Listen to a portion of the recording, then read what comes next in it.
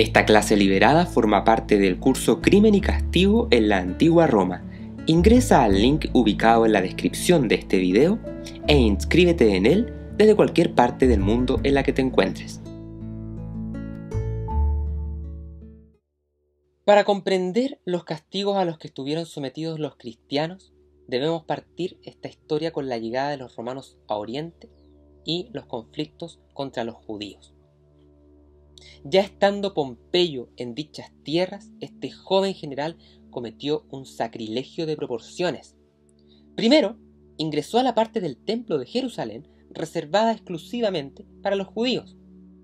Todo aquel que no lo fuera y osaba ingresar era castigado a la pena de muerte. Claro está que a Pompeyo eso no le importó nada. Al poder en la zona llegó Herodes, gracias a sus acciones siempre en favor de los romanos. Dentro de sus suaves medidas estuvo el asesinato de su cuñado y sumo sacerdote Aristóbulo III, además de eliminar al depuesto monarca Hircanio II bajo la acusación de conspirar contra el poder romano. Luego de 30 años en el poder hubo disputa entre sus hijos, Arquelao por un lado y Herodes Antipas por el otro, para suceder al padre. Mientras este asunto político se discutía, en Judea diferentes territorios como Jerusalén y Galilea se alzaron contra la ocupación romana, aprovechando el vacío de poder.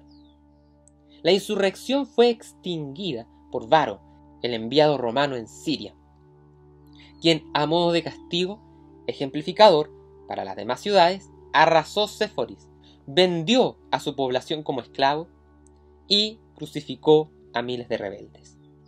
Parte del poder finalmente llegó a Herodes, quien se vio involucrado en varios escándalos. Durante un viaje a Roma, Herodes Antipas se enamoró de Herodías, la esposa de su hermanastro. Decidió entonces divorciarse y casarse con ella, lo que fue catalogado como un importante incidente internacional, toda vez que atentaba contra la ley judía. Uno de sus opositores fue nada menos que Juan Bautista, quien acabó prisionero en la fortaleza de Maqueronte, en Jordania. Poco después fue decapitado por orden de Salomé, hija de Herodías. Poco más tarde en la historia, los problemas en Judea fueron enormes. Los abusos de los procuradores romanos fueron grotescos. Se mostraron tiranos y corruptos, además de codiciosos. Todas cuestiones que provocaron grandes alzamientos y rebeliones contra las consiguientes represalias que llegaron en forma de masivas crucifixiones, saqueos y una sociedad judía cada vez más pobre. Todo esto fue finalmente decorado con un acontecimiento que fue la gota que rebalsó el vaso. El procurador Gesio Floro arrestó injustificadamente a nobles judíos en Cesarea y se apropió de 17 talentos de metal precioso del tesoro del templo, justificando este acto diciendo que eran para el emperador, cuando en realidad eran para él. Esta situación provocó que la gente saliera a la calle con cestas pidiendo una limosna para el pobre Floro. El procurador se indignó, mandó a sus tropas, arrasó con todo y mató a un montón de personas. Y es en este ambiente de violencia en el que surge una de las primeras muestras de terrorismo en la historia de la humanidad, el llamado grupo de los Zelotes, una célula terrorista projudía encabezada por Eleazar ben Simón, quienes lideraron la rebelión. Para que vean cómo es que los abusos y la corrupción de las altas autoridades avivan el fuego que hace aparecer fanáticos que buscan soluciones mediante el terror y la violencia. Si quieren saber un poco más de los celotes y del fenómeno del terrorismo en general, les recomiendo otro programa del proyecto llamado Terrorismo, Derecho Penal y Criminología.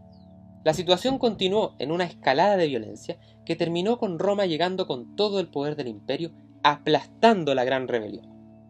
Los líderes de la revuelta fueron apresados. Jerusalén fue arrasada, 1 millón de judíos muertos y casi 100.000 prisioneros, muchos de los cuales murieron a manos de los gladiadores y de las bestias en espectáculos del anfiteatro de Roma, porque fueron enviados a la capital. Además de otros tantos que fueron llevados como esclavos a las minas del Sinaí.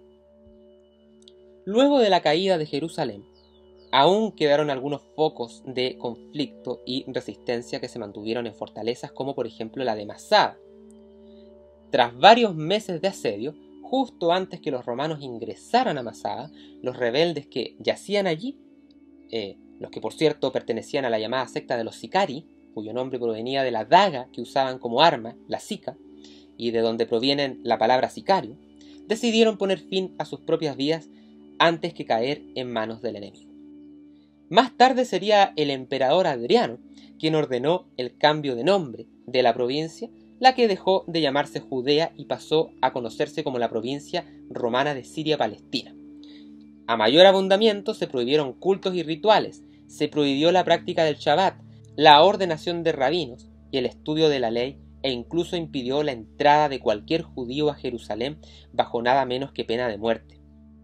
La única excepción que dejó fue el día del aniversario de la destrucción del templo, en el que podían ir a lamentarse de la misma forma que lo hacen hoy en día.